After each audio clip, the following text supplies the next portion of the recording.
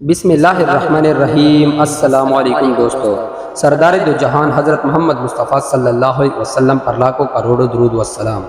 یہ بھائی پوچھتے ہیں کہ اگر کوئی شخص واش روم میں مکمل کپڑے اتار کر غسل کرتا ہے، اس طرح سے اس کا وضو ہوگا یا نہیں، اور کیا وہ اس وضو کے ساتھ نماز پڑھ سکتا ہے یا پھر اسے نماز کے لیے دوبارہ سے وضو کرنا پڑے گا؟ بھائی نے بہت ہی اچھا سوال پوچھا ہے۔ بھائی کے سوال کا مطلب ہے کہ اگر کوئی شخص برہنہ ہو کر غسل کرتا ہے، کیا اس طرح سے اس کا وضو بھی ہو جاتا ہے اور پھر وہ اسی وضو سے نماز پڑھ سکتا ہے یا نہیں؟ دیکھیے، وضو والے جتنے اعضاء ہیں، یعنی کہ وضو میں 4 فرائض ہیں۔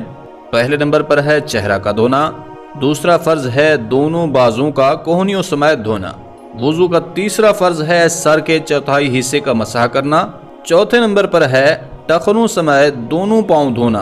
تو یہ ہیں وضو کے 4 فرائض۔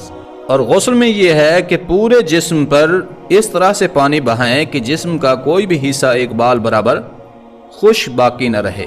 اگر اس کے اوپر غسل فرض تھا اور اس نے غسل کر لیا، تب تو اس کا وضو بھی آٹومیٹکلی ہو گیا، لیکن اگر اس کے اوپر غسل فرض تو نہیں تھا بلکہ ویسے ہی صفائی یا ٹھنڈک حاصل کرنے کے لیے نہا رہا تھا، اب بھی جو وضو والے اعضاء ہیں وہ دھل چکے ہیں، جو کہ وضو کے 4 فرائض ہیں وہ ادا ہو چکے ہیں، تو پھر اس کا وضو ہو گیا ہے اور اسی وضو کے ساتھ وہ نماز پڑھ سکتا ہے، دوبارہ سے اسے وضو کرنے کی ضرورت باقی نہیں رہتی۔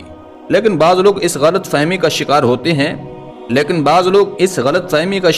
ہیں کہ جو شخص ننگا ہو گیا ہے تو اس کا وضو ٹوٹ چکا ہے، لہٰذا اگر کوئی شخص ننگا ہو کر غسل کرتا ہے، نہاتا ہے، تو اس طرح سے اس کا بھی وضو نہیں ہوگا کیونکہ وہ ننگا ہو کر نہایا ہے، جبکہ یہ ایک بہت بڑی غلط فہمی ہے، کیونکہ اگر کوئی شخص برہنہ ہو جائے، اس کا سطر کھل جائے، تو اس سے اس کا وضو فاسد نہیں ہوتا بلکہ وضو قائم رہتا ہے۔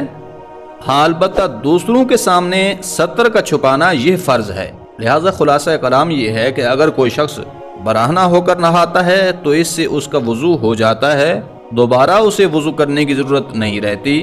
ہاں، اگر کوئی ایسا مسئلہ پیش آیا ہے کہ جس سے وضو ٹوٹ جاتا ہے، یعنی کہ ہوا خارج ہو گئی یا قطرے نکل آئے، تب تو وضو کرنا ضروری ہوگا، لیکن اگر کوئی ایسا معاملہ پیش نہیں آیا تو پھر غسل کے بعد دوبارہ وضو کرنے کی ضرورت باقی نہیں رہتی، بلکہ اسی غسل کے وضو کے ساتھ ہی نماز پڑھی جا سکتی ہے۔ امید ہے بات سمجھ آ گئی ہوگی۔ اللہ کریم عمل کرنے کی توفیق بخشے، آمین۔